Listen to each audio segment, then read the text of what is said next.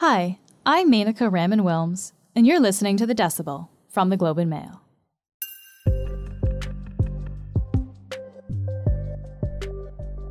If you were one of the nearly 9 million Canadians who received the CERB financial benefit during the pandemic, there's a chance you might need to repay some of that. The government is now telling 1.7 million people that they might owe money back, and it's not because they did anything wrong when applying for it.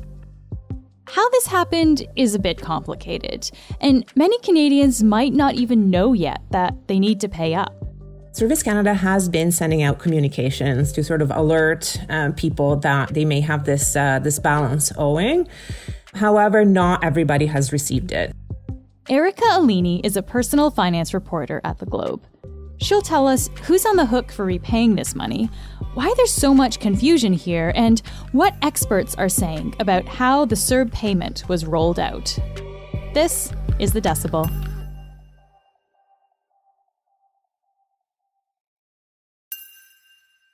Erica, thank you so much for joining us today. Thank you for having me. So before we get into all the details of this CERB repayment that the government is asking for, I think it's probably a good idea to take a step back and just talk about the basics. Can you remind us about what CERB is? The CERB is the Canada Emergency Response Benefit, which was the first major pandemic income support rolled out by Ottawa for individuals. And they cast a really broad net. The eligibility criteria were just that you had to be a Canadian resident, you had to be at least 15 years old, you didn't quit your job voluntarily, that you had made at least $5,000 either in 2019 or the 12 months prior to your application. And that was, both, whether you were working as an employee or self-employed, and that you were making no more than $1,000 a month. How much did this program cost the government? So nearly $82 billion.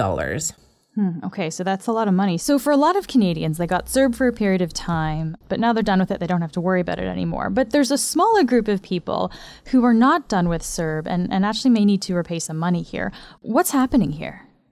Yeah, so there's a number of CERB recipients who may need to repay some of what they got for various reasons. But in particular, my story is about an estimated 1.7 million people who, in a sense, probably did nothing wrong. So they're not having to repay because they claimed benefits that they weren't entitled to, whether that was a mistake or actual outright fraud. These are people who are going to have to, or probably have to, repay some money because of an advance payment that the government distributed to some CERB recipients very early on in the program. And it was $2,000. And the rationale was that some people were already strained financially. And the government said at the time, no, we've given out this extra $2,000 lump sum payment to help tide them over, make sure that they can pay the bills. And they said at the time, do not worry about this. This is not an extra payment because you made a mistake. We will apply this advance to future CERB payments that you're going to receive. So at some point, your CERB payments will be interrupted, and that's how we're going to even things out. So these were just people who had applied for CERB, and they hadn't done anything wrong, I guess, in the way that they had applied it there, but the government kind of just gave them this extra $2,000 then? Yeah, so these were people who applied through Service Canada. So remember, there were two ways in which you could apply for CERB. If you were eligible for EI, you could apply through Service Canada, and otherwise you could apply through CRA. So this is for people who applied through Service Canada, who applied before June 14th of 2020. And then who stayed on CERB for less than 20 weeks. And that's where the issue comes up. The government took a while to start pausing payments to apply this advance. And so some people who got the advance didn't stay on CERB for long enough, and the government didn't get around to applying this advance or didn't have enough time to apply it in full. And if someone thinks that they might fall into this category, how can they check if this is going to affect them? Service Canada has been sending out communications to sort of alert people that they may have this balance owing. However, not everybody has received it. So in my story, I was talking to Don Falconer, a consultant in Vancouver, who at the time was a hotel manager, and his job, like so many other Canadians, evaporated overnight. And he went on CERB and had this advance. And then, this was, we just spoke this week, and when I wrote the story, he had not yet received any communication from Service Canada or CRA or anyone else. And the way he found out that he owed this money was he logged into his online CRA account to file his tax return and noticed that he had this $2,000 sort of balance owing under EI. And then he called Service Canada and CRA and eventually was able to figure out what this was. And for the people who are owing this money, how long do they have to repay it now? So the government has said that they will be very forthcoming, that they will not apply penalties or interest. And this was, again, it was the government's initiative to give this extra $2,000. So that seems reasonable.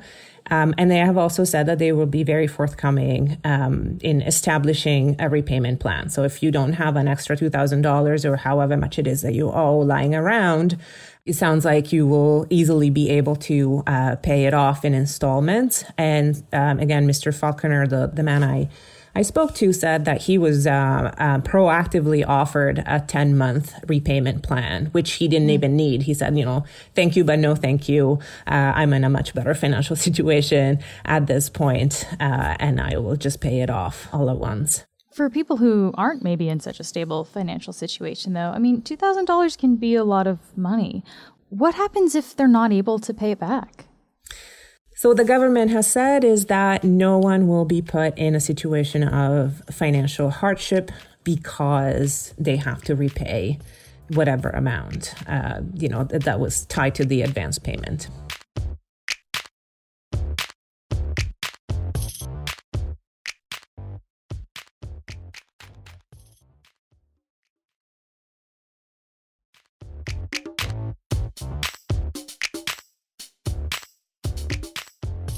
This is not the first time that CERB has caused some confusion for recipients. Can you remind us of some of the other wrinkles that this program has faced over the course of it being rolled out? So there were a lot of communications issues at the start of CERB when it was rolled out. Another big source of confusion was the fact that for a brief period at the very beginning of CERB, you could apply for the same benefit through both EI and the CRA. And the government quickly fixed that loop, and your application would be automatically flagged if you try to apply through both. But yeah, at the very, very beginning, some people double applied and they didn't realize that they were doing it. So there was some confusion there. And then the other major issue that emerged with communication around the CERB was the $5,000 income threshold. So for self-employed people, the wording of the government, it didn't distinguish for self-employed people whether that was gross income or income after deductions. And so a lot of people thought that they qualified based on their gross income. And later on, CRA came out and said, no, this was income after deductions. And that was actually a huge political controversy. And eventually the government came out and said, forget about it. Even if you applied with gross income instead of income after deductions, as long as you met the other eligibility criteria, you're fine.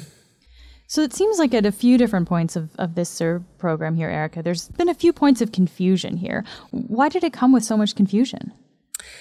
I think part of it was the way it was rolled out. So we have to remember there was a huge emergency. CERB was put together super fast in just a few weeks when normally it would take much, much longer to roll out a program of this size.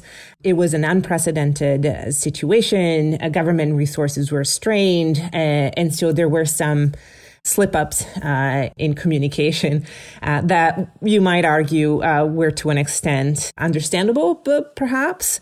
However, afterwards, the fact that there's still not clear communication or a lack of communication now that the government is trying to go after this overpayment, that's less understandable because we're no longer in an emergency. And another factor here may be that CERB is pretty easy to apply for, right? It's just kind of a quick little click of the button there, and almost anyone could apply for it quickly. The government made applying for CERB relatively easy, essentially, with very few validation checks. What was the thinking behind that? So that was very intentional. And they did that to put money into people's pockets as fast as possible.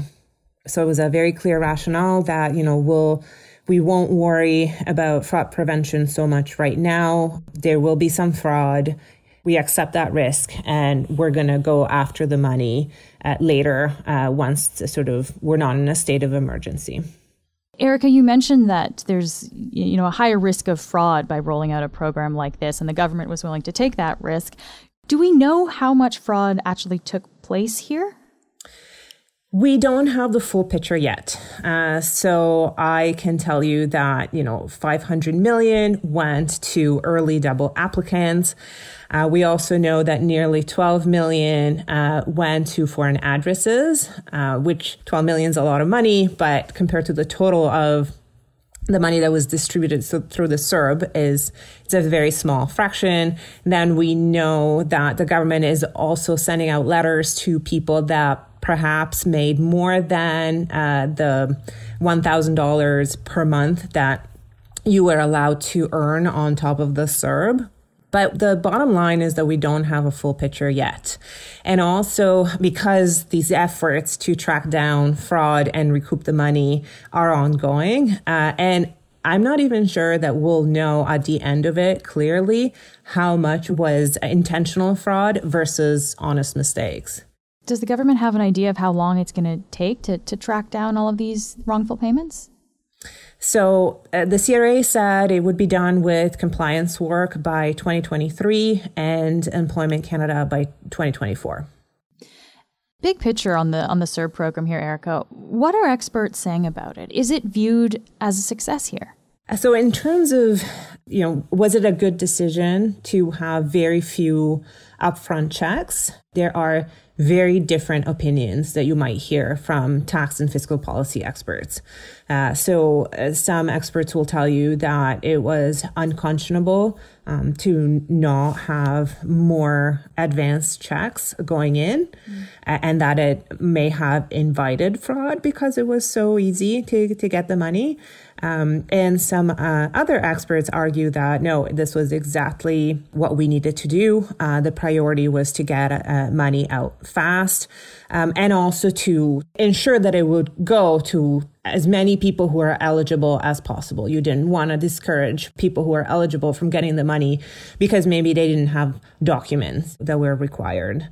And they also stressed that this wasn't just about keeping people afloat financially, but it was about making sure that people did not go out and potentially overwhelm the healthcare system trying to work because they didn't have the supports. Often when you're designing sort of these checks, what you have to balance is the risk of fraud and the risk that the more complicated you make an application, the higher the risk that you are unwittingly cutting out or discouraging some people who are eligible for the benefit from actually receiving the benefit. And this is a problem that we have here in Canada with low-income people. Often they do not receive benefits that they are entitled to because they do not apply for them. And again, the more complicated the application, the higher you're setting the bar. CERB has helped a lot of people who needed money then. It sounds like this program definitely did that. But the onus does seem to be on the individual now to make sure that they haven't made mistakes. Why are people left to figure this out on their own?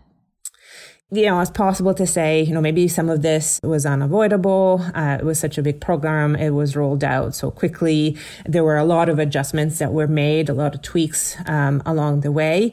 I would say what is less easy to understand is the communication issues that have persisted to this day, and why someone like Mr. Faulkner is still left to figure out on his own what is this money that he suddenly owns. Erica, thank you so much for taking the time to speak with us today. It's a pleasure. Thank you so much for having me on. That's it for today. I'm Menaka Raman-Wilms. Our producers are Madeline White and Cheryl Sutherland. David Crosby edits the show. Kasia Mihailovich is our senior producer, and Angela Pacenza is our executive editor. Thanks so much for listening, and I'll talk to you tomorrow.